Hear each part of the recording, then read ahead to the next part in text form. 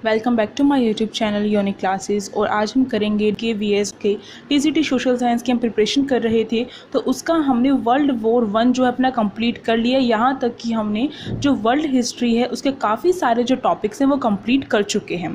तो अगर अभी तक आपने प्लेलिस्ट को नहीं देखा है तो आप सभी से रिक्वेस्ट है, डिस्क्रिप्शन बॉक्स में प्लेलिस्ट की लिंक है, वहाँ पर जाइए और जितने भी वीडियोज़ हैं उन्हें आप रेगुलरली देखिए, जिससे आपकी मदद होगी। जो भी अगर टॉपिक कवर नहीं हुआ है तो टॉपिक कवर करें, और अगर टॉपिक कवर हो चुका है तो हमने MCQs भी जो हैं अपने लेकर आए हैं। जो अपने MCQs हैं वो लेकर आए हैं, उन MCQs को देखिए, जिससे आपकी रिवीजन हो जाएगी और काफ़ी सारे जो क्वेश्चंस हैं वो आपके कवर हो जाएंगे। तो अब इस और दूसरी बात आपको ध्यान रखनी है कि जो टेलीग्राम ग्रुप है, अगर उसे ज्वाइन नहीं किया है तो उसका भी जो लिंक है वो आपको डिस्क्रिप्शन बॉक्स में ही मिलेगा। तो वहाँ पर जाइए और वहाँ पर जाकर ज्वाइन कर लीजिए। जितने भी वीडियो से रिलेटेड जितने भी इंफॉर्मेशंस हैं वो सारी की सारी वहीं पर शेयर की जाती हैं। तो चलिए स्टार्ट करते हैं अपना वर्ल्ड वॉर 2। तो आज हम करेंगे वर्ल्ड वॉर 2 यानी कि द्वितीय विश्व युद्ध। अब ये जो द्वितीय विश्व युद्ध है वर्ल्ड वॉर 2 है, इसे दो नामों से जाना जाता था, यानी कि टोटल वॉर और ग्लोबल वॉर। ये टोटल वॉर और ग्लोबल वॉर क्यों कहा जाता है? टोटल वॉर मतलब कि पूरा का पूरा जो युद्ध है, इसका मतलब था कि आज तक ऐसा युद्ध नहीं हुआ था। इससे पहले जो वर्ल्ड वॉर 1 हुआ था उसमें भी क्या हुआ था, उसमें जितने भी कंट्रीज़ थी वर्ल्ड में सारे के सारे क्या है वो लगी हुई थी, इसलिए उसे भी ग्लोबल वॉर कहा जाता था और इसे भी ग्लोबल वॉर कहा जाता है। पर यहाँ पर टोटल वॉर का मतलब यहाँ पर ये है कि आज तक ऐसा कभी भी नहीं हुआ था कि जो युद्ध है, जो वॉर है, उसमें क्या था, जो सिविलियन है यानी कि जो नागरिक हैं उन पर भी क्या हमला किया जाता था। तो ऐसी चीज़ हुई वर्ल्ड वॉर 2 के अंदर, इसलिए इसे टोटल वॉर कहा जाता है। अब आपको दूसरी बात ध्यान रखनी है कि ये जो वर्ल्ड वॉर 2 है ये कब से लेकर कब तक रहा था। ये 1 सितंबर से लेकर 1939 में शुरू हुआ था और उसके बाद 14 अगस्त 1945 में ख़त्म हो गया था, जब जापान के दो शहर हिरोशिमा और नागासाकी पर बमबारी की गई थी। तो उसी के साथ समाप्त हो गया था ये। अब यहाँ पर जो अलाइंड और एक्सिस पावर है उनके बारे में देख लेते हैं कौन कौन सी थी। अलाइंड यानी कि मित्र राष्ट्र और एक्सिस पावर यानी कि धुरी राष्ट्र। तो आपको ध्यान रखना है। अब यहाँ पर एक कॉमन चेंज हुआ है। जो एक्सिस पावर थी वर्ल्ड वॉर 1 में वो क्या है, इटली इसकी तरफ थी, यानी कि अलाइंड पावर में इटली था। पर यहाँ पर अब वर्ल्ड वॉर 2 में क्या है, एक्सिस पावर में इटली शामिल हो चुका है। ठीक है, आपको ध्यान रखना है। अब यहाँ पर जो अलाइंड पावर यानी कि मित्र राष्ट्र है उसमें UK हो गया, फ्रांस, USA यानी कि अमेरिका, USSR यानी कि सोवियत संघ, जिसका गठन हो चुका था रूसी क्रांति के बाद। रूसी क्रांति 1917 में हुई थी, वो भी हमने पूरी कंप्लीट कर दी है, और फ्रांस की क्रांति पूरी कंप्लीट कर दी है। और चाइना, ये आपको ये हैं, आपको ये नाम आपको ध्यान रखने, ये देश अलाइंड पावर में थे। बाकी भी आप याद कर सकते हैं, पर कॉमन आपके ये हैं, मेन यहाँ पर आपके यही हैं। और पोलैंड, यूगोस्लाविया और ग्रीस, ये भी क्या अलाइंड पावर में शामिल थी। एक्सिस पावर में जर्मनी यानी कि नाजी जर्मनी, उस टाइम पर क्या हो गया था, हिटलर का उदय हो चुका था। तो हिटलर को क्या है, हिटलर की पार्टी को नाजी पार्टी कहा जाता था, इसलिए इसे जर्मनी को क्या कहा जाने लगा, क्योंकि हिटलर की पावर थी इसलिए इसे नाजी जर्मनी कहा जाने लगा।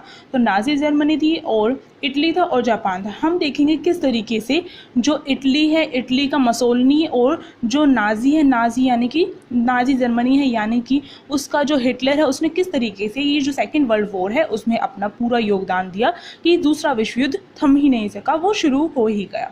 तो हम देखेंगे, और जापान की भी भूमिका रही है इसमें बहुत ज़्यादा। पिछली बार भी अगर आपने ध्यान दिया हो वर्ल्ड वॉर 1 में, तो उस टाइम पर भी जर्मनी ने ही वो स्टार्ट किया था, इसलिए जर्मनी को वार्सराय जो संधि है 1919 जो है वो थोपी गई थी जर्मनी के ऊपर। तो इसके बारे में अगर आपको डिटेल में देखना है तो वर्ल्ड वॉर 1 आपको देखना पड़ेगा, उसमें अच्छे से आपको बताया गया है। तो इसी वजह से अब क्या हुआ, इतनी ज़्यादा जो है सख्ती कर दी गई जर्मनी के साथ। तो अब जर्मनी में क्या है, इसी का फ़ायदा उठाया किसने, हिटलर ने। और हिटलर ने क्या किया, जो जर्मनी है उसे अब अपने कंट्रोल में लाने के लिए, यानी कि हिटलर कहता था कि मैं जो है अपनी पावर दोबारा से लेकर रहूँगा अपने देश की। तो जो ऑस्ट्रिया हंगरी जो अलग हो चुका था जर्मनी से, उसे भी अपने में ऐड कर लिया। तो जब हम जो नाजीवाद है जब वो पढ़ेंगे तो उसमें पता चलेगा किस तरीके से किया था उसने। तो वो आपका टॉपिक अलग है, और वर्ल्ड वॉर 1 में किस तरीके से योगदान रहा है इनका, ये आपका टॉपिक अलग है। अब एक बार हम जो मैप है उसके अकॉर्डिंग देख लेते हैं कि अलाइंड पावर कौन सी है और एक्सिस पावर कौन सी है। तो देखिए अब हम देखेंगे वर्ल्ड वॉर 2 में जो एक्सिस पावर कौन सी थी और अलाइंड पावर कौन सी थी। अब यहाँ पर एक्सिस पावर की बात की जाए तो वो रेड में शो किया गया और अलाइंड पावर येलो में है आपका। तो एक्सिस पावर में कौन कौन सी थी, एक्सिस पावर यानी कि ध्रुवीय राष्ट्र में कौन कौन था, जर्मनी, यहाँ पर देखिए रेड में जर्मनी शो किया गया है, ठीक है। और इटली था इसमें, यहाँ पर जो ये इटली है ये दिखाया गया है, ये वाला जो एरिया है इसका इटली का। इसके साथ साथ जो जापान है वो था इसमें। तो ये सारी की सारी, फिनलैंड भी इसी के अंदर आ जाता है इटली के, यहाँ पर जो जर्मनी है उसी के। तो ये सारी की सारी थी हमारी जो एक्सिस पावर थी वर्ल्ड वॉर 2 के टाइम पर।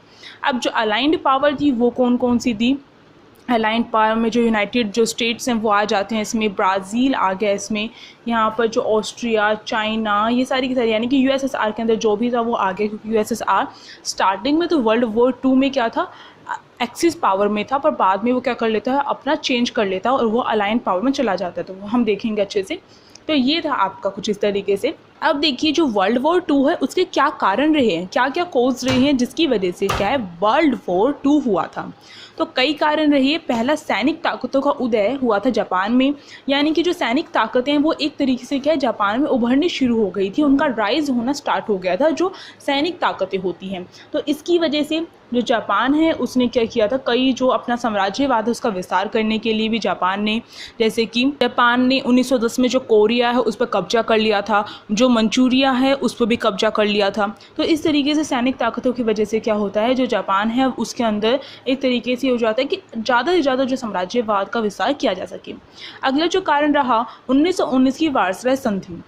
आपको पता होगा ये जो 1919 की जो वार्साई संधि है जर्मनी के साथ हुई थी और जर्मनी पे थोपी गई थी एक तरीके से, क्योंकि जर्मनी क्या वर्ल्ड वॉर 1 में हार गया था और उसका क्या भरपाई करने के लिए, यानी कि पूरा जो ब्लेम है किस पर डाल दिया गया, जर्मनी पर डाल दिया गया। अब उसे क्या है उसकी क्षतिपूर्ति करनी थी, जर्मनी को भरपाई करनी थी। तो इसके लिए क्या किया, 1919 की जो वार्साई संधि है उसके ऊपर लगा दी गई।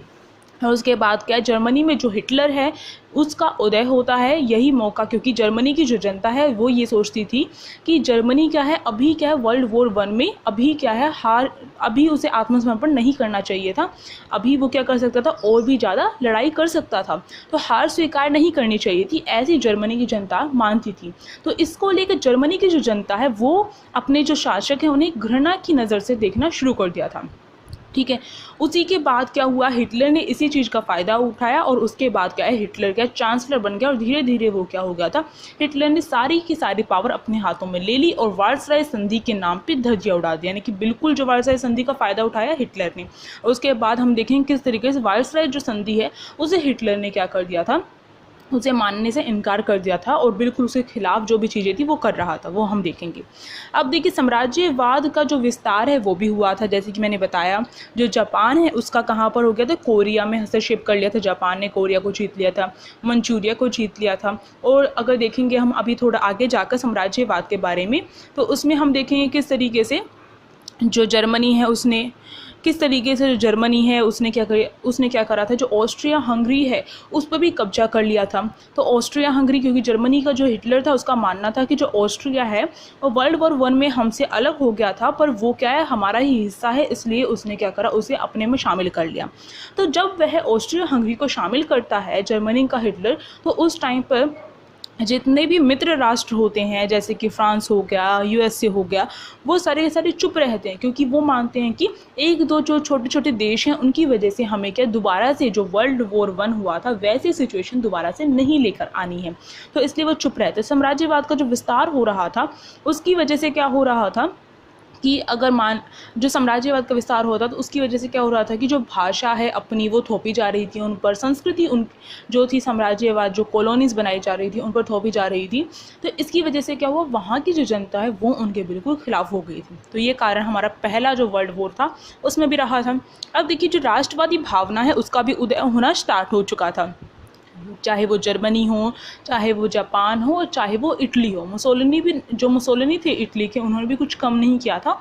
तो इटली हो चाहे वो, ठीक है, इसलिए राष्ट्रवादी जो भावना है वो भी पनपी थी। तो यहाँ पर और इसको लेकर जैसे पहले सोचा गया था वर्ल्ड वॉर 1 के टाइम पर जब राष्ट्रवादी जो भावना है उसका उदय हुआ था, तो वही चीज़ अब सोची जा रही थी कि जो राष्ट्रवाद की जो भावना उत्पन्न हो रही थी जनता के अंदर, तो ये माना जा रहा था कि ये केवल और केवल एक युद्ध के द्वारा ही क्या कर सकते हैं, हम अपनी जो राष्ट्र है उसका निर्माण कर सकते हैं। तो ये माना जा रहा था अपनी राष्ट्रवादी भावनाओं को साबित करने का तरीका केवल और केवल युद्ध। अब यहाँ पर देखिए लीग ऑफ नेशंस जो वर्ल्ड वॉर 1 के बाद बनाया गया था वो क्या हो गया, वो विफल हो गया, यानी कि वो फेल हो चुका था। हमें पता होगा, आपको पता होगा कि जो वर्ल्ड वॉर 1 के बाद लीग ऑफ नेशंस बनाया गया था तो उसके बाद उसका उत्तराधिकारी कौन हुआ था, यूएनओ उसका उत्तराधिकारी हुआ था, जिसे अभी यूएन कहा जाता है। ठीक है, संयुक्त राष्ट्र, पहले इसका नाम संयुक्त राष्ट्र संघ था, अब संयुक्त राष्ट्र कहा जाता है, आपको ध्यान रखना है। तो ये इसका उत्तराधिकारी था, यानी कि वर्ल्ड वॉर 2 के बाद यूएनओ का गठन किया गया था, उससे पहले लीग ऑफ नेशंस था। तो उसके बारे में मैंने जो जीके का एक वीडियो डाली थी उसमें मैंने आपको बता दिया था पूरी अच्छे से डिटेल में। अब यहाँ पर देखिए जो लीग ऑफ नेशंस यानी कि एक क्या है, एक ऐसी संस्था होनी चाहिए जो सबके ऊपर कंट्रोल रखे, और वर्ल्ड वॉर 1 जो है वो वर्ल्ड वॉर 1 होने के बाद ऐसी संस्था का गठन किया गया जिसका नाम लीग ऑफ नेशंस था, और ऐसा माना जा रहा था लीग ऑफ नेशंस के दोबारा से विश्व युद्ध होने नहीं देगी। पर क्या हुआ, उल्टा हुआ। क्यों? क्योंकि जो लीग ऑफ नेशंस है वो अपने आप में फेल हो गया, उसकी जो बातें वो कोई नहीं मान रहा था। किस तरीके से, अगर हम यहाँ पे मंचूरिया का देखें तो मंचूरिया यानी कि चाइना के अंदर एक जो क्षेत्र था मंचूरिया, उस पर जापान ने कब्जा कर लिया 1931 में। तो जापान को जब फटकार लगाई गई लीग ऑफ नेशंस के द्वारा तो जापान ने क्या किया, लीग ऑफ नेशंस को ही छोड़ दिया। तो इस तरीके से अब देखिए जो इथोपिया है उस पर क्या किया, इटली के द्वारा कब्जा कर लिया गया, तो इसको भी रोका, तो इसने भी क्या किया, लीग ऑफ नेशंस की बात नहीं सुनी। अब 1936 में जो जर्मनी है वो क्या करता है, जो राइनलैंड का जो क्षेत्र था यानी कि फ्रांस और जर्मनी के बीच में जो राइनलैंड का जो क्षेत्र था उस पर क्या कर लेता है, दोबारा से कब्जा कर लेता है। तो इसने भी क्या है, लीग ऑफ नेशंस की बात नहीं मानी जर्मनी ने भी। तो इस तरीके से दिखाई दिया कि लीग ऑफ नेशंस पूरी तरीके से फेल हो चुका था। अब जो राइनलैंड है वो कहाँ पर है, चलिए देखते हैं। तो देखिए यहाँ पर ये तो जर्मनी है और यहाँ पर ये फ्रांस है, इन दोनों के बीच में जो ये शेडेड एरिया है ये राइनलैंड था। ठीक है, आपको ध्यान रखना है। और ये जो राइनलैंड ये यहाँ पर ऐसे जा रहा है, ये राइनलैंड था, और यहाँ पर क्या, ये जो राइनलैंड था 1991 में जो वार्साई जो संधि हुई थी उसके तहत जर्मनी को क्या करना पड़ा था, ये वाला जो क्षेत्र है ये किसको देना पड़ा था, फ्रांस को देना पड़ा था। पर अब क्या किया, जर्मनी की जो हिटलर था उसने क्या किया, 1919 की जो संधि थी उसे बिल्कुल इग्नोर किया, और उसके बाद क्या किया, इसने इसे इग्नोर किया, और उसके बाद क्या किया, जो ये शेडेड एरिया है राइनलैंड जो है उसे क्या किया, उस पर दोबारा कब्जा कर लिया। और अब क्या कर सकता था जर्मनी, जो बीच में जो राइनलैंड आ रहा था इसकी वजह से जर्मनी डायरेक्ट जो अटैक है वो इसके ऊपर नहीं कर सकता था। पर अब जर्मनी ने क्या किया, जर्मनी ने जब ये राइनलैंड वाला जो एरिया है इस पर अपना कब्जा कर लिया तो अब क्या कर सकता था, ये डायरेक्ट अटैक क्या है फ्रांस के ऊपर कर सकता था, जैसे कि उसने पहले भी किया था। तो अब हम देखेंगे किस तरीके से जो वर्ल्ड वॉर 2 है उसकी शुरुआत होती है। अब हम देखेंगे किस तरीके से जर्मनी है उसमें जो हिटलर का उदय होता है उसकी वजह से क्या हुआ था, कि जो हिटलर के उदय की वजह से वर्ल्ड वॉर 2 हुआ था। क्योंकि हिटलर का मानना था कि मैं क्या हूँ, अपने इस देश को दोबारा से क्या है, अपन मतलब कि पूरी पावर तो हिटलर ने पाली थी, और उसके बाद हिटलर का मानना था साम्राज्यवाद करना उसका मेन उद्देश्य रहा था। एक तरीके से ऑस्ट्रिया हंगरी को जीत लिया था। तो जो हिटलर है 1933 में चांसलर बना था, आपको ध्यान रखना। चांसलर कब बना था हिटलर, 1933 में बना था। उसके बाद उसने सैनिक ताकतों का विस्तार किया, और उसी के तहत क्या 1999 की जो यानी कि 1919 की जो वार्साई संधि थी उसे बिल्कुल ही तोड़ के गिर दिया, धज्जियां उड़ा दी वार्साई संधि की। अब यहाँ पर देखिए इसी का एक रहा है, पोलैंड पर आक्रमण कर दिया था हिटलर ने, और उसी के बाद क्या हुआ था, द्वितीय विश्व युद्ध की शुरुआत हुई थी, तो वो भी हम देखेंगे। अब यहाँ पर अगला जो है जापान के बारे में देख लेते हैं कि जापान ने किस तरीके से क्या है कोरिया पर कब्जा कर लिया। जो जापान का कोरिया पर जो कब्जा किया गया था 1910 में, और मंचूरिया चाइना का जो मंचूरिया क्षेत्र है उस पर 1931 पर कब्जा कर लिया गया था, और कोरिया पूर्वी कोरिया और पश्चिमी कोरिया में विभाजित हो गया था। तो ये दो कारण रहे थे जिसकी वजह से क्या हुआ था, कि जो ये भी कारण रहे थे जिसकी वजह से क्या हुआ था, वर्ल्ड वॉर 2 हुआ था। इसके साथ साथ जो दक्षिण में जो चाइना है वहाँ तक विस्तार कर लिया था जापान ने। तो ये कुछ कारण रहे थे। इसके साथ साथ कुछ समझौते और संधियाँ की गई थी, जैसे कि पहले भी की गई थी वर्ल्ड वॉर 1 के तहत। तो यहाँ पर भी कुछ इस तरीके की संधियाँ ही थी। तो आप एक तरीके से देखेंगे कुछ जो कारण है वो वैसे ही रहे थे, पर जर्मनी का उदय हो चुका था, उससे बहुत इफेक्ट पड़ा था। पर उस टाइम पर जर्मनी में हिटलर का उदय हो चुका था, तो उससे बहुत ज़्यादा इफेक्ट पड़ा था वर्ल्ड वॉर 2 होने में। अब यहाँ पर जो संधियाँ और समझौते थे उसमें 1936 की जो जर्मनी और जापान के बीच में क्या हुई थी, एक संधि हो चुकी थी, एक समझौता हो चुका था इन दोनों के बीच में। तो ये रहा। जिसकी वजह से जर्मनी और जापान क्या है आपस में साथ देना स्टार्ट कर दिया इन्होंने। इसके बाद क्या है जो पोलैंड 1939, क्योंकि पोलैंड का मानना था कि अगर जर्मनी उस पर आक्रमण कर देगा तो पोलैंड का क्या है वो तो फिर दोबारा से गुलाम हो जाएगा। तो अब पोलैंड का साथ देने के लिए यूके और जो फ्रांस है वो सामने आए थे। आपको ध्यान रखना है 1939 में वो साथ में आ गए, पोलैंड, यूके और फ्रांस, ये 3 बन गए थे। 1939 में इन्होंने समझौता कर लिया था और इनका मानना था कि अगर पोलैंड पर किसी प्रकार का आक्रमण होता है तो यूके और जो फ्रांस है वो इसका साथ देंगे। इसी की वजह से क्या हुआ, जब जर्मनी ने पोलैंड पर आक्रमण किया तो यूके और फ्रांस ने क्या युद्ध की घोषणा कर दी थी और वही घटना मानी जाती है द्वितीय विश्व युद्ध के प्रारंभ की। अब यहाँ पर देखिए एक और संधि हुई थी 1939 की, कि इसमें क्या होता है जर्मनी और यूएसएसआर के बीच में एक संधि की गई थी और इनके द्वारा 2 चीज़ें तय की गई थी। पहला, ये एक दूसरे पर आक्रमण नहीं करेंगे। दूसरा, पोलैंड जो है उस पर आक्रमण किया जाएगा, ऐसा मानना था, ऐसा तय किया गया था जर्मनी और यूएसएसआर के बीच में, वो भी गुपचुप बातचीत के द्वारा। पर सबके सामने विश्व में क्या कहा जा रहा था कि ये जो संधि की गई है 1939 की, इसमें केवल और केवल एक उद्देश्य है, एक दूसरे पर अगर हमला होता है तो एक दूसरे का साथ देंगे और एक दूसरे के ऊपर कभी भी हमला नहीं करेंगे। तो ये जो संधि थी जर्मनी ने, आगे चलकर हम देखेंगे, अभी थोड़े टाइम के बाद देखेंगे किस तरीके से जर्मनी ने ये जो संधि थी उसकी भी धज्जियां उड़ा दी थी जर्मनी के हिटलर ने। यानी कि जर्मनी का जो हिटलर था उसने यूएसएसआर पर क्या कर दिया था, आक्रमण कर दिया था, तो धज्जियां तो उड़ी गई थी। यानी जर्मनी का जो हिटलर था उसका केवल उद्देश्य था जो साम्राज्यवाद उसका विस्तार करना और पूरे यूरोप में उसकी पावर होनी, तो ये उसका उद्देश्य था, अपने पावर का विस्तार करना चाहता था वो। अब देखेंगे हम कई जो चरण हैं, यानी कि जो 4 चरण हैं उनमें हम जो द्वितीय विश्व युद्ध उसे कंप्लीट करेंगे अपना। पहले चरण की बात करते हैं तो इसके अंदर क्या हुआ, 1 सितंबर 1939 में जो हिटलर है उसके द्वारा क्या किया गया, यानी कि जर्मनी का जो हिटलर है उसके द्वारा जो पोलैंड है उस पर क्या आक्रमण कर दिया गया, जिसमें मैंने आपको बताया था। तो अब क्या हुआ, क्योंकि पोलैंड के साथ किसकी संधि हुई थी, किसका जो समझौता हुआ था, तो पोलैंड के साथ हुआ था यूके और फ्रांस का 1939 में समझौता हुआ था। तो इसी के तहत क्या, जब पोलैंड पर आक्रमण किया गया जर्मनी के द्वारा, क्योंकि अभी तक जर्मनी जो भी कर रहा था उसकी मनमानियों को सहा जा रहा था, क्योंकि ये माना जा रहा था कि जो जर्मनी है वो जिस पर भी अपना प्रभुत्व कायम कर रहा है तो उसको लेकर क्या है, दोबारा से हम विश्व युद्ध नहीं करना चाहते हैं, ऐसी शांति वाली जो बातें वो की जा रही थी विश्व में। पर जब पोलैंड पर आक्रमण होता है तो जो यूके और फ्रांस है वो चुप नहीं बैठता, आपको ध्यान रखना है। और जो पोलैंड है उसे यूएसएसआर और जर्मनी ये दोनों के दोनों मिलकर क्या करते हैं, इस पर आक्रमण करते हैं, क्योंकि यूएसएसआर यानी कि सोवियत संघ और जो जर्मनी है उन दोनों के बीच में संधि हुई थी कि हम क्या करेंगे, पोलैंड पर आक्रमण करेंगे। जो जर्मनी और यूएसएसआर है उसके बीच में पोलैंड था, तो ये फैसला किया गया था इस पर आक्रमण किया जाएगा और पोलैंड को आधा आधा बांट लिया जाएगा। तो ऐसा ही हुआ, यूएसएसआर और जर्मनी ने क्या किया, पोलैंड पर आक्रमण किया और पोलैंड को पूर्वी पोलैंड और पश्चिमी पोलैंड में बांट दिया गया, विभाजन कर दिया गया।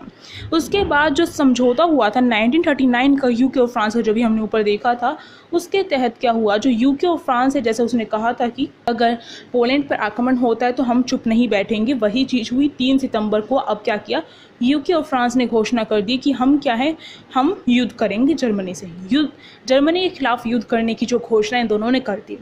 तो ऐसे शुरुआत हुई द्वितीय सेकेंड वर्ल्ड वॉर की। अब जो यूएसएसआर और जर्मनी है, हम देखेंगे स्टार्टिंग में इन दोनों की जो पावर है वो इतनी ज़्यादा बढ़ती जा रही थी कि यूएसएसआर जर्मनी जो है वो क्या कर रहे थे, अधिक से अधिक जितने भी आसपास के जो बाल्कन क्षेत्र हो गए, बाल्कन राज्य हो गए, उन पर कब्जा कर रहे थे। आसपास के जो भी यूरोप में देश थे उन पर कब्जा करते हुए चल रहे थे। तो यूएसएसआर ने किन पर किया और जर्मनी ने किन पर करा, तो देखते हैं। यूएसएसआर ने जो एस्टोनिया है, लाटविया है, लुथानिया है और जो फिनलैंड है, इन सब पर क्या कर लिया था, कब्जा कर लिया था। ठीक है, जर्मनी ने क्या किया, अप्रैल से लेकर मई 1940 यानी कि 1 महीने के अंदर ही जर्मनी ने डेनमार्क, नॉर्वे, लैक्सेमबर्ग हो गया, हॉलैंड, बेल्जियम, इन सब पर क्या कर लिया था, कब्जा कर लिया था। तो बेल्जियम तो फ्रांस और जर्मनी के बीच में था, अब उसके ऊपर भी कब्जा कर लिया। तो अब तो फ्रांस को बड़ा खतरा लग रहा था उस टाइम पर कि अब जर्मनी कभी भी मेरे ऊपर आक्रमण कर सकता है, तो ये खतरा रह रहा था। तो इसलिए फ्रांस को वैसे भी युद्ध लड़ने के लिए तैयार था, युद्ध लड़ रहा था, उसने घोषणा कर दी थी। तो इस तरीके से इन क्षेत्रों पर कब्जा कर लिया था। अब जो मैप है उसमें हम देखेंगे कि पहले जो मैंने मैप दिखाया था और अब बाद में जो मैप होगा, पहले बहुत ही कम एरिया में क्या था, जो एक्सिस पावर थी बहुत ही कम एरिया में था। अब जो है उसका एरिया इतना बड़ा हो गया था कि हम कह सकते हैं कि जो जर्मनी है उसका 1941 में इंग्लैंड को अगर छोड़ दिया जाए तो उसके अलावा जितना भी यूरोप में जितना भी क्षेत्र था या तो जर्मनी के अधीन था, ठीक है, या उसकी ओर झुका हुआ था, ठीक है, ये कह सकते हैं। और जर्मनी ने 14 जून 1940 को जर्मनी ने पेरिस पर भी क्या कर लिया था, कब्जा कर लिया था। तो यहाँ तक जर्मनी की पहुँच हो चुकी थी। तो मैप से समझते हैं अब हम। तो अब आप देख सकते हैं कि यूरोप में जो ये 1942 वाला जो विश्व युद्ध शुरू हुआ था उसके बाद जर्मनी का, पहले अगर हमने मैप देखा था उसमें बिल्कुल ही कम एरिया जर्मनी का था। अब जर्मनी ने पोलैंड पर कब्जा कर लिया, यूएसएसआर इसके साथ था, ठीक है, और इसके साथ साथ जो इटली है वो इसके साथ था, यहाँ तक कि फ्रांस का जो एरिया है वो भी जर्मनी ने ले लिया था। तो नॉर्थ वे हो गया, फाइनलैंड हो गया, ठीक है, इसके साथ साथ काफ़ी सारे जो क्षेत्र थे वो जर्मनी के अधीन हो चुके थे। तो ये मैप था जब हमने जितनी भी चीज़ें अभी तक हमने पढ़ी हैं उसके अकॉर्डिंग ये मैप बन चुका था। अब हम देखेंगे जो द्वितीय चरण रहा है, ठीक है, जो वर्ल्ड वॉर 2 का जो द्वितीय चरण रहा है वो अब हम देखेंगे। द्वितीय चरण रहा उसमें क्या हुआ कि जो रूस है यानी कि यूएसएसआर के अंदर जो रूस था, अब जर्मनी को लगा कि रूस के साथ यूएसएसआर के साथ उसका गठबंधन तो हो चुका है, यानी कि अब उन्होंने मिलकर काफ़ी सारा जो एरिया है उसे कवर कर लिया, उसे जीत लिया है। अब जर्मनी को लगा कभी यूएसएसआर उस पर आक्रमण कर देगा तो क्या होगा, तो इसलिए जर्मनी के हिटलर ने सोचा कि पहले ही यूएसएसआर के आक्रमण करने से पहले जर्मनी क्या कर दे, इस पर अटैक कर दे। तो वही काम किया उसने। क्या किया, रूस के साथ जो युद्ध करने के लिए ऑपरेशन बारबारोसा, आपको ध्यान रखना सबसे बड़ा ये रहा है ऑपरेशन बारबारोसा। इसमें जो है एरोप्लेन के द्वारा जो हमले हैं वो किए गए थे और भी काफ़ी सारी चीज़ें की गई थी। तो इसे जो रूस के खिलाफ जो युद्ध किया गया था जर्मनी के द्वारा, उसे ऑपरेशन बारबारोसा जो है उसके द्वारा कायम किया गया, ठीक है। जो हिटलर है उसने क्या किया, हिटलर की पहले ही जो पूर्व की और जो विस्तार नीति थी वो आरंभ हो चुकी थी, और उसी के तहत हिटलर ने जो यूक्रेन है यानी कि यूएसएसआर ने जितने भी जो जीते थे एरिया उन सब पर कब्जा करना स्टार्ट कर दिया, यूएसएसआर की तरफ हमला करना स्टार्ट किया। तो यूक्रेन जीत लिया हिटलर ने, एस्टोनिया, लाटविया और लिथुआनिया, फिनलैंड, पूर्वी पोलैंड, जो पूर्वी पोलैंड किसके साइड था, यूएसएसआर के पास था, उसे जीतते हुए आगे बढ़ता हुआ चला। पर हिटलर की जो सेना थी वो किस वजह से हार गई, क्योंकि वहाँ पर जो ठंडा मौसम, जो यूएसएसआर में ऐसा ठंडा मौसम होता है कि किसी को भी आगे नहीं बढ़ने दिया जा सकता इस ठंडे मौसम की वजह से। तो ठंडे मौसम जैसे ही आया तो जो हिटलर की जो सेना है वो क्या है, वो हारती हुई चली गई। और साथ साथ जो सोवियत विद्रोह भी हो रहा था, यानी कि सोवियत सेना भी जो सोवियत सेना है वो जर्मनी की सेना को रोक रही थी। इन दो वजह से क्या है, जो हिटलर की सेना है वो वहाँ पर क्या है, उससे आगे नहीं बढ़ सकी।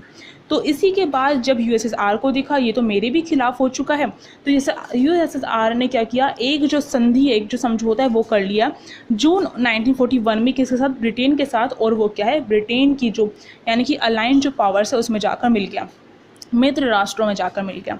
तो इस तरीके से यूएसएसआर जो है कब मिला, 1941 के जून में मिला, ये आपको ध्यान रखना। अब जो तीसरा चरण है वो स्टार्ट होता है, तो देखते हैं। तीसरा चरण जैसे स्टार्ट होता है, यानी कि हम वैसे पढ़ने के लिए हमने ये चरण बांट दिए हैं जिससे याद रहेगा आपको। तो तीसरा जो चरण है उसमें जो जापान है उसके बारे में देखेंगे। जापान ने 7 दिसंबर 1941 को क्या किया, उसने अमेरिका के ऊपर जो हवाई द्वीप है अमेरिका का, उसके ऊपर क्या कर दिया, उसने हवाई द्वीप का जो पर्ल हार्बर का जो बंदरगाह है, आपको ध्यान रखना है, इसी के बाद जो अमेरिका है वो क्या है, द्वितीय विश्व युद्ध में कूद पड़ा था। तो जापान ने 7 दिसंबर 1941 को हवाई जो द्वीप का जो पर्ल हार्बर बंदरगाह है यूएसए का, अमेरिका का, उसके ऊपर हमला कर दिया था। और उसके बाद क्या हुआ, जो अमेरिका है वो क्या हो गया था, उसने डायरेक्ट क्या किया, द्वितीय विश्व युद्ध में शामिल हो गया वो। तो किस तरीके से हुआ ये आपको ध्यान रखना। अब की बार ये क्वेश्चन भी आया था, और कब हुआ था शामिल ये भी आपको ध्यान रखना। ये क्वेश्चन आया था अब की बार जो मेल का एग्जाम हुआ था। अब देखिए, अगले ही दिन जो यूएसए है उसने क्या किया, जापान के विरुद्ध क्या कर दिया था, युद्ध शुरू कर दिया। और वहीं से जो रूस है, क्योंकि रूस यानी कि यूएसएसआर जो है उसने भी क्या किया, यूएसएसआर के अंदर जो रूस वाला जो क्षेत्र है, तो रूस ने क्या किया, दोबारा से अभियान शुरू कर दिया। और अब जो ये अभियान था ये अलाइंड पावर्स के साथ मिलकर एक्सिस जो पावर थी उसके विरुद्ध है, यानी कि ध्रुवीय राष्ट्र के खिलाफ ये जो अभियान था वो शुरू कर दिया था। अब उसका मकसद क्या था, जर्मनी को हराना। तो फिर क्या हुआ, इसी के तहत जो नाजी फौज है अब जो पलटा है वो पलट गया। इस तरीके से आप याद कर सकते हैं। अब जो था बिल्कुल चेंज हो गया। पहले जो जर्मनी है वो जीतता हुआ जा रहा था, अब जो जर्मनी है वो हारता हुआ नजर आएगा आपको। अब जो नाजी फौज है, यानी कि जो हिटलर की नाजी फौज है, हिटलर की जो नाजी फौज है, अब वो क्या हो गई थी, उसने आत्मसमर्पण करना पड़ा उसे।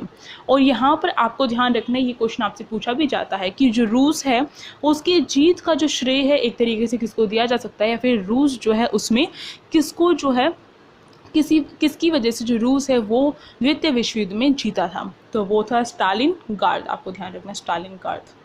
अब जो चौथा चरण है उसके अंदर हम पढ़ेंगे किस तरीके से जो मित्र राष्ट्र है उसने जो इटली है उस पर 1943 में जो इटली का जो सिसिली वाला जो क्षेत्र है उस पर कब्जा कर लिया था। और उसके बाद जो राजा मुसोलिनी है, यानी कि इटली में जो राजा मुसोलिनी था उसे बंदी बना लिया था। तो यहाँ पर जो नाजीवाद और फांसीवाद है वो एक तरीके से वर्ल्ड वॉर 2 से भी जुड़ा हुआ है। तो जब उस टॉपिक को पढ़ाया जाएगा तब आपको अच्छे से बातें क्लियर हो जाएंगी। पर अभी आपको ध्यान रखना है, इटली में जो मुसोलिनी था उसका शासन रहा था, तो उसे क्या कर लिया था, उसे बंदी बना लिया था। और इटली को मित्र राष्ट्र ने क्या किया, जर्मनी के जो अधीन इटली हो चुका था, यानी कि बिल्कुल खिलाफ, यानी कि जर्मनी के साथ मिलकर वर्ल्ड वॉर 2 में जो इटली है वो लगा हुआ था मित्र राष्ट्र को हराने पर। जब मित्र राष्ट्र ने इटली पर कब्जा कर लिया और उसके बाद पूरा का पूरा जो इटली है उसे जीतने के लिए, पहले तो 1943 में केवल सिसिली वाला जो क्षेत्र है इटली का वही जीता था, उसी पर कब्जा किया था। पर धीरे धीरे मित्र राष्ट्र ने जो जर्मनी है उसके अधीन जितना भी इटली का क्षेत्र था उस पूरे को जीत लिया। और इसमें सबसे बड़ा योगदान रहा है रूस का स्टालिन गार्ड। आपको ध्यान रखना है। उसके बाद क्या हुआ, जो रूसी सेना है उसने क्या किया, जो बर्लिन है, बर्लिन यानी कि जर्मनी का जो क्षेत्र है उसमें एक बर्लिन है, उसके 2 टुकड़े कर दिए, यानी कि 2 टुकड़े कर दिए। और उसके बाद क्या है, ये जो बर्लिन वहाँ पर 2 टुकड़े करने के बाद एक बर्लिन की दीवार बनाई गई, यानी कि बर्लिन का पूर्वी और पश्चिमी जो क्षेत्र है उसे अलग करने के लिए बर्लिन की दीवार बनी थी। उसी के बाद क्या हुआ था, ये जो प्रतीक के रूप में रही थी ये बर्लिन की दीवार, जो क्या है, ये जो शीत युद्ध का आरंभ हुआ था द्वितीय विश्व युद्ध के बाद उसका प्रतीक बनकर रही थी बर्लिन की दीवार। जैसे ये टूट गई वैसे ही क्या हुआ था, 1991 में यूएसएसआर का विघटन हो गया था, सोवियत संघ का विघटन हो गया था। आपको ध्यान रखना है। तो रूसी सेना ने बर्लिन की दीवार कब बनाई, 2 मई 1945 में बनाई थी। आपको ध्यान रखना है।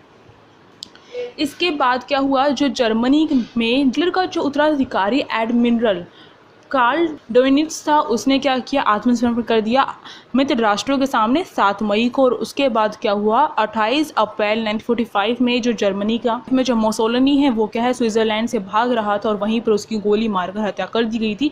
तो ये डेट आपको ध्यान रखनी है, मुसोलिनी की हत्या कब हुई थी, यानी कि इटली कब पूरी तरीके से हार गया था। और जो जर्मनी है, जर्मनी की कब हुई थी, यानी कि 30 अप्रैल 1945 में जो हिटलर है, हिटलर की मृत्यु हुई थी, यानी कि अपने आप आत्महत्या कर ली थी हिटलर ने। जब हिटलर को दिखा कि जर्मनी अब पूरी तरीके से हार चुका है, हिटलर पूरी तरीके से हार चुका है, तो हिटलर जो था वो बर्लिन की जो चांसलरी थी उसके बंकर में जाकर सोवियत जो सेना है चारों तरफ से हिटलर को घेरे हुई थी। वहीं पर हिटलर है उसने अपनी पत्नी के साथ क्या किया, आत्महत्या कर ली। इसकी पत्नी का नाम था इरवा बोन, इसकी पत्नी का नाम था, आपको ध्यान रखना है। इन दोनों ने 30 अप्रैल 1945 में हत्या कर ली थी, यानी खुद नहीं मरा, अपने साथ साथ अपनी फैमिली को भी लेकर मरा था। अब ध्यान रखना है कि जो द्वितीय विश्व युद्ध का जो एंड है वो किस तरीके से होता है, जब जापान का जो 2 शहर है हिरोशिमा और नागासाकी उस पर बमबारी की जाती है। हिरोशिमा को लिटिल बॉय के नाम से जाना जाता था, आपको ध्यान रखना है, और नागासाकी को फैट मैन के नाम से जाना जाता है। तो ये भी पूछा जा सकता है कि जो लिटिल बॉय है उसके ऊपर कब जो बमबारी वो हुई है, या फिर ये पूछा जा सकता है ये किसका नाम है। तो आपको ध्यान रखना है, हिरोशिमा पर 6 अगस्त 1945 पर अमेरिका के द्वारा बमबारी की गई और नागासाकी पर 9 अगस्त 1945 पर क्या बमबारी की गई थी। और इसी के साथ जो द्वितीय विश्व युद्ध है वो समाप्त होता है और जापान आत्मसमर्पण कर देता है। जब जापान के इन 2 शहरों पर आक्रमण किया जाता है, बमबारी की जाती है, तो जापान क्या है, आत्मसमर्पण कर देता है 15 अगस्त को। अब देखिए जो द्वितीय विश्व युद्ध था उसके परिणाम क्या क्या रहे थे। उसमें सबसे पहला है यूरोप की शक्ति का पतन, यानी कि यूरोप में जो फ्रांस हो गया, ब्रिटेन हो गया, ये सारे के सारे क्या थे, शक्ति बनकर बैठे हुए थे। तो ये जो है द्वितीय विश्व युद्ध में, एक तो पहले विश्व युद्ध के बाद इनकी शक्तियाँ कम हो गई थी और द्वितीय विश्व युद्ध में जब ये शामिल हुए तो उसके बाद, क्योंकि विश्व युद्ध जब होता है या फिर युद्ध होता है उसमें केवल जो राष्ट्र है वही नहीं पिसता है, उसकी जो आर्थिक स्थिति होती है वो भी कमज़ोर हो जाती है। वही चीज़ हुई हुई और यूरोप की शक्तियाँ हैं उनका पतन हो गया। और उसके बाद क्या है, जो यूएसए है वो उभर कर आया और यूएसएसआर उभर कर आया। उसके बाद क्या हुआ था, शीत युद्ध का आरंभ हुआ था। तो नेक्स्ट पॉइंट देखिए, यूरोपीय राजनीति जो मानचित्र वो बिल्कुल ही बदल गया। यूरोप का जो मानचित्र, जो मैप था, बिल्कुल बदल गया, जैसे कि हमने देखा भी था। अब देखिए, जो दो महाशक्तियां हैं उनका जो उदय है वो यूएसए और यूएसएसआर के तौर पर हुआ था। तो देखिए, जो यूएसए है उसमें पूंजीवादी जो विचारधारा थी, यूएसए उसका समर्थन करता था, और यूएसएसआर क्या है, समाजवाद जो विचारधारा थी उसका समर्थन करता था। क्योंकि हमने देखा 1917 की जो क्रांति हुई थी उसके बाद समाजवाद का उदय हो गया था यूएसएसआर में। तो इसकी वजह से यूएसए चाहता था कि जो पूंजीवाद है वो पूरा जो विश्व वो पूंजीवादी विचारधारा को अपना ले, और यूएसएसआर चाहता था कि समाजवादी। Welcome back to my YouTube channel unique classes. और आज हम करेंगे DSSB के VS और NVS के TCT सोशल साइंस की हम प्रिपरेशन कर रहे थे। तो उसका हमने वर्ल्ड वॉर 1 जो है अपना कंप्लीट कर लिया। यहाँ तक कि हमने जो वर्ल्ड हिस्ट्री है उसके काफ़ी सारे जो टॉपिक्स हैं वो कंप्लीट कर चुके हैं। तो अगर अभी तक आपने प्लेलिस्ट को नहीं देखा है तो आप सभी से रिक्वेस्ट है, डिस्क्रिप्शन बॉक्स में प्लेलिस्ट की लिंक है, वहाँ पर जाइए और जितने भी वीडियोज़ हैं उन्हें आप रेगुलरली देखिए, जिससे आपकी मदद होगी। जो भी अगर टॉपिक कवर नहीं हुआ तो टॉपिक कवर करें, और अगर टॉपिक कवर हो चुका है तो हमने MCQs भी जो हैं अपने लेकर आए हैं। जो अपने MCQs हैं वो लेकर आए हैं, उन MCQs को देखिए, जिससे आपकी रिवीजन हो जाएगी और काफ़ी सारे जो क्वेश्चंस हैं वो आपके कवर हो जाएंगे। तो अब इस और दूसरी बात आपको ध्यान रखनी है कि जो टेलीग्राम ग्रुप है अगर उसे ज्वाइन नहीं किया है तो उसका भी जो लिंक है वो आपको डिस्क्रिप्शन बॉक्स में ही मिलेगा। तो वहाँ पर जाइए और वहाँ पर जाकर ज्वाइन कर लीजिए। जितने भी वीडियो से रिलेटेड जितने भी इंफॉर्मेशंस हैं वो सारी की सारी वहीं पर शेयर की जाती हैं। तो चलिए स्टार्ट करते हैं अपना वर्ल्ड वॉर 2। आज का हमारा टॉपिक है वर्ल्ड वॉर 2, यानी कि द्वितीय विश्व युद्ध। अब ये जो वर्ल्ड वॉर 2 है इसे टोटल वॉर कहा जाता था और ग्लोबल वॉर ये है।